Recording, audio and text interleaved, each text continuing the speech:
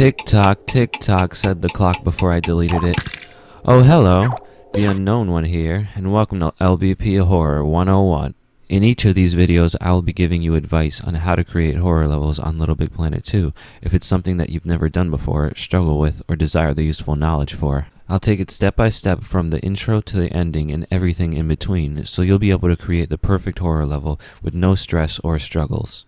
As an opening statement, I'd just like to say that these guidelines are only for help and advice purposes. My methods may not be the best in the world, but they will help many people. Horror is obviously not the same for everyone.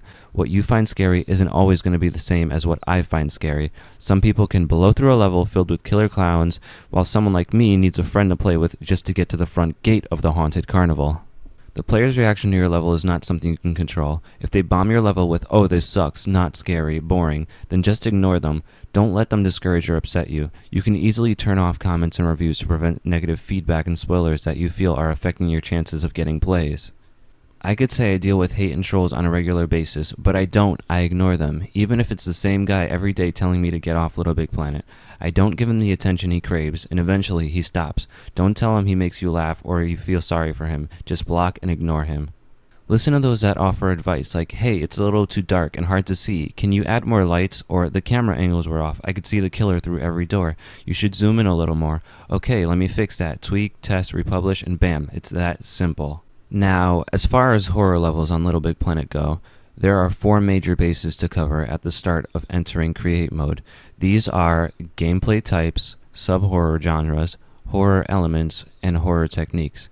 And for all those A+ English students out there, horror elements and horror techniques are very similar to literary elements and literary techniques.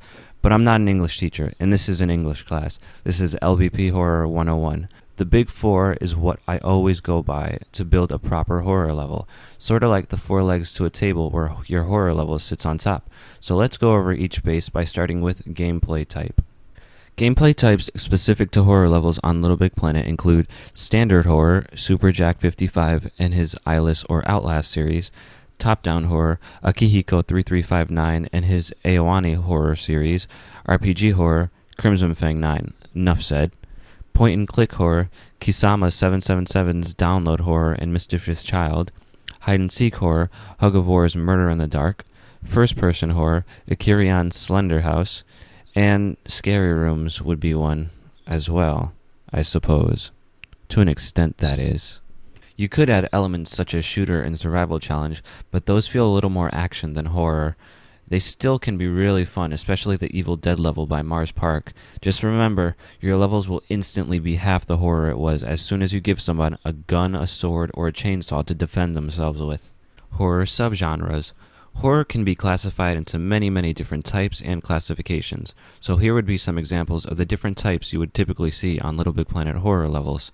Slasher, most commonly a psycho killer with a cutting tool or melee weapon, hence the name Slasher.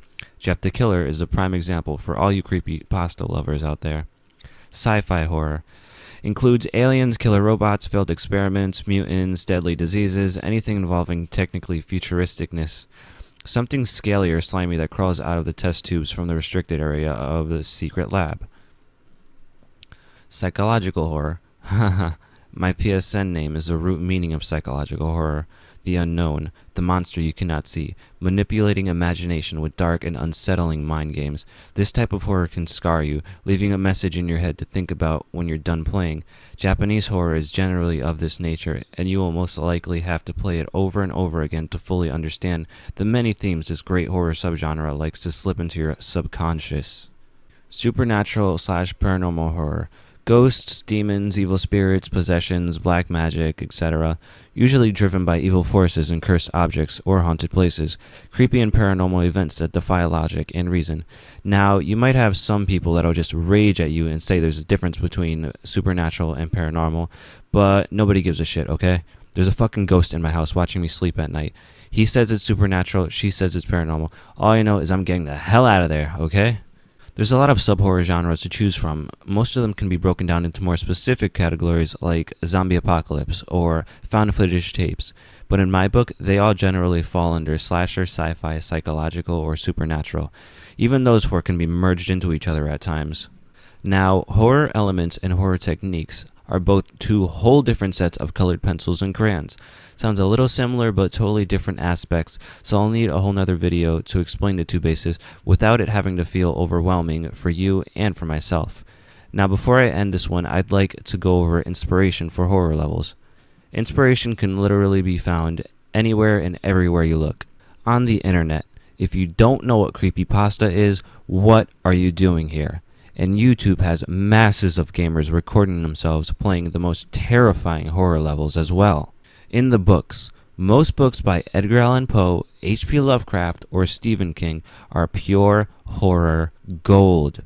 Goosebumps books by R.L. Stine may not be all that scary, but they always deal with scary situations. I still read like 2 of them every October.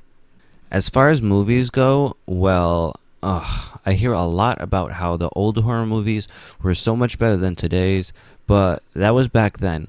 All of them are obsolete now, and I myself find it hard to sit through the stale acting and lack of special effects. They are amazing on paper, but don't watch them. You'll either laugh or fall asleep. The standard horror movies of today that I recently enjoyed were Evil Dead, The Conjuring, and Oculus. They all had originality, but a lot of today's horror movies are uncreative, cliche, and you'll most likely forget the whole point of the damn movie the next day.